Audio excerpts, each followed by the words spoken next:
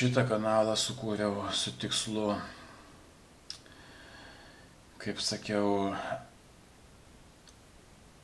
atsikirsti prieš vieną vertėją, kuri tikrino mano vertimą ir iš manęs pasijuokė, sakydama, kad galbūt aš net negimtakalbis lietuvis.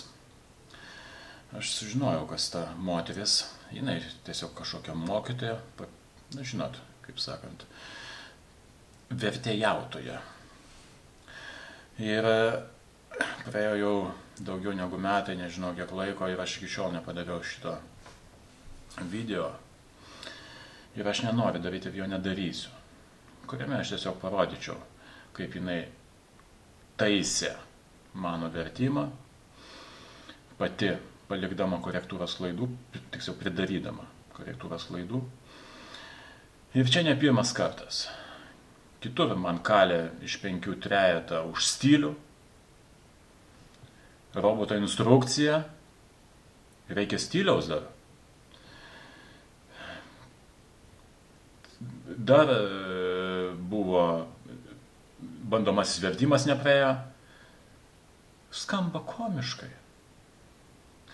Mergaitė gyvenime pimpalo nemačiusi greičiausiai, nežino, kas yra grąžtai gręžti. Daug kas gal iš čia esančių irgi nežino. Rankoje nei pimpalo, nei įrankio nėra laikęs, tai iš kur žinosi. Kodėl aš tai nedariau? Man to nereikia. Aš turiu klientų, ačiū Dievui. Kartais taip, neturiu darbo, bet įprastai mano vertimai tikrai praeina ir aš duosiu keletą, per savo 18 metų, keletą patarimų. Kas yra profesionalus vertimas? Pirmiausia, niekas iš mūsų nemoka versti. Pamiršk šitas iliuzijas. Aš gyvenu su šitą karmą ir aš bijau kiekvieną dieną vos ne, kad man paims iš manęs tikri profai juoksis tie, kas skaito tos tekstus. Čia yra žaidimas. Bet aišku, nieks net nežino, kaip reikia versti ir savaime aišku, tenais, jeigu ten kažkas kalba, ten inžinieriai su savo kalba, tai tų žodžių žodynė nėra. Tiesiog stengiesi, darai kas geriausia. Ir atitinkamai laikaisi to. Tai svarbiausia yra nuoseklumas. Ta terminologija, tai yra svarbiausia, ko reikia laikytis. O ne tai, kad čia pavojus nukristi. Vietoje nukritimo pavojus. Pavojus susižeisti. Niekam šitas neįdomu. Tikras žmogus, kuris jeigu skaitys tą instrukciją, tiems svarbu žinoti informaciją, ką reikia prie ko prisukti, kur įkišti. Arba ką ten įgręžti, pragręžti ir ką užmauti. Ir aš jums sakau, čia aš, neseniai pats tikrinau, aš to neužsiimu tikrinimus, bet taip gavosi, kad tenai pasirodo, jau buvo išversta, pasižiūrėjau aš. Siaubas. Faktinės klaidos. Parašyta. Pakabinti varvančius skalbinius. Išversta nevarvančius. Ir kitoje vietoje vėl. Faktinė klaida, aš dar pasitikrinau, ten buvo dar angliškas variantas. Taip, galvoju, gal aš nematau. Ir čia yra tikros klaidos. O ne tai, kad tenais, stilius. Absurdas. Mano vertimas yra todėl šiek tiek robotiškas, nes aš tikrai labai laikausi. Ką tik nesumeluočiau. Kiek stengiesi, taip kaip, ką geriausiai žinai, stengiesi, nes tas inžinierius ar ten operatorius, kuris ant tą mašiną valdys, kad jisai, į savo galvoje išsiverstų, bet jeigu tu jam sumeluosi, jeigu tu prikursi ten nesąmonių, gražiai, tai kas iš to? Man kadaise vienam lietuviškam biure, kuriem, aišku, aš niekada nedirbu jau 100 metų, pasakė, jūs, Egidijau, jūs galvojat, kad čia originalas, tai čia visiška tiesa. Vat taip moteris galvoja. Jom originalas tai nebūtinai tiesa. Čia mes pataisysim. Čia yra absurdas. Tada aš sakau, aš žmogus nekrikštingas. Ir pavyzdžiui, man čia irgi, gerai, iš bėdos reikėjo patikrinti. Ir davė man iš Vokietijos biuro, sako, čia mano labai gera vertėja. Tai ką jūs galvojat, mygtuką aš spaudžiau tik taip. Taip, aš tikrinau, faktiškai teisingai, tik, sakiniai tik taip ėjo. Nu, pamačiau, pavyzdžiui, neatsimenu tai tiksliai, bet iš serijos vienoje vietoje parašyta ten trumpasis sujungimas, kitoje vietoje trumpasis jungimas. Aš netgi būčiau praleidęs. Viskas gerai, ten, jeigu tik truputį tenais, ne jau visiškai ten tiksliai, bet kadangi ta vertė kitoje vietoje kitaip, tai aš atitinkamai suvienodinau. Čia irgi ženklas, vadinasi, jinai nesinaudoja profesionalia duomenų baze, kur įrašytų savo terminus. Nes čia yra esmė, o ne tai, kad iš atminties, tenais, ieškant per concordance search, tu nuolat turėti duomenų bazę kiekvieną, ne tik terminą, bet kiekvieną žodį. Ir su visom reikšmėm. Patikėkit, čia aš esu visko matęs ir žmogus, tu gali būti net į super gerai pailsėjęs, tu gali labai lengvai suklysti, labai lygioje vietoje. Todėl aš pats irgi, aš galvoju, kad aš klaidų nedarau beveik, bet gali būti, kad aš irgi padarau. Tai čia mano patarimas, nesijuokit. Jeigu tu juokiesi, tai iš tikrųjų tu parodai, kad esi visiškas pradedantysis ar pradedančioji, joks profas nesijuoktų. Kiekvienas gali suklysti. O kitas dalykas, tai žiūrėti į esmę, kaip man irgi viena, sako, įvertinti šitą vertimą. Aš sakau, aš to niekada nedarau, nes man,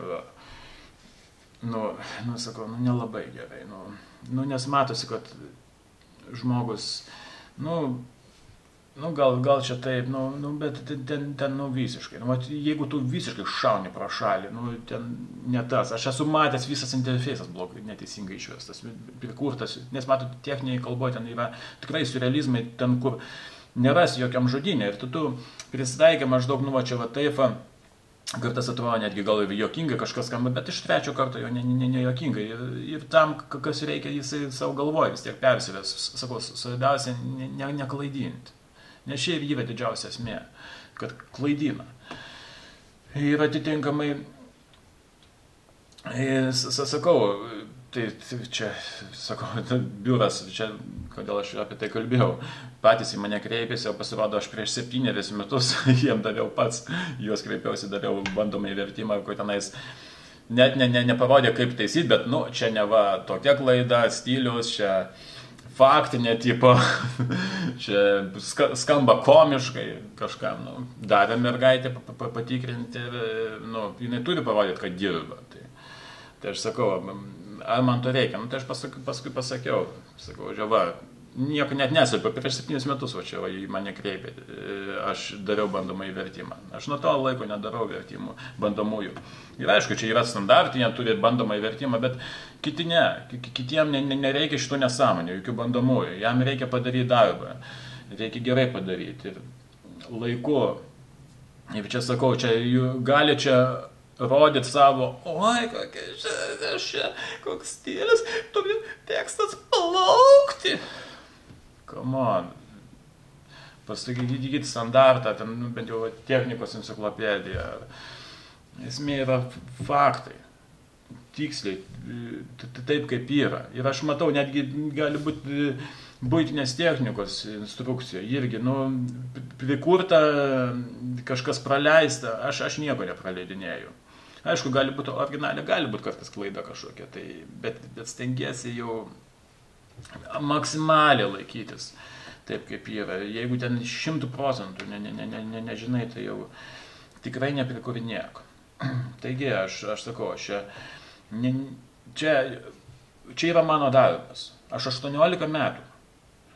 Ir aš išlaikau save ir savo šeimą. Dabar ačiū Dievui, žmona dirbo, bet nes irgi buvo jau į krizę labai ėjęs. Ne juokas. Savaime, aišku, aš lietuvių biuram nedirbu. Čia po tiltų gyvensi, iš karto sakau. Čia tie, kas dirba kokiam Eurotradus, tai patys nevykėliai, arba Synergium. Aš neturiu žodžių, kas ten dedasi. Ten absurdas. Ir aš sakau, aš jam pasakiau, aš iki šiol verčiu. Kaip čia gali būti? Taigi, mano patarimas, nesijuokit. Nesijuokit, nerodykit kokios čia vertėjos esat. Čia yra nesąmonė, kaip sakant. Džiaukitės, kad jeigu gaunat užmokestį ir nekaišiokit pagalių ratus. Čia man irgi va visą sąsąją verčiau, super sudėtinga, johaidė traktoriaus. Dar kažkokia bandė čia man pakeitė. Paskui ta mačiurkė irgi, aš sakau, čia nesąmonė, palikit mano originalą. Paskui per kitą biurą aš jau verčiu visą instrukciją, interfejsas. Johaidė, ne mano paliko variantą, pizda. Nu ir ką, paskui nei šiaip, nei taip, jau iškart nebus vienodai. O aš buvau teisus, aš ten buvau teisingai. Nes čia vienas dalykas sukritikuoti, labai lengva, bet ką tu žinai, kaip ten iš tikrųjų yra. Kai aš visas irgi drebantis dėl kiekvieno žodžio, apsišykęs, verčiu, o čia kažką parodyti, kaip čionais aš čia sulietuvinsiu. Kai aš sakau, aš kiekvieną tašką žinau, kiekvieną kablelį, kurį aš padedu. Aš kiekvieną žodį PDF žiūriu, kiekvieną sakinį. Visinais ten nes būna susegmentuoja, būna dvitaškis ir paskui pasižiūrė, ar iš didžiosios ar iš mažosios pradėti. Viską žiūri, kaip kas kur atrodys. O čia paskui ateina čia savo, sakau, aš neturiu žodžių. Jūs geriau eikite, mokykite mokinukus ar dar kažką, o ir nelyskit. Į šitą ir nevaidinkit vertėjų. Gerą vertimą.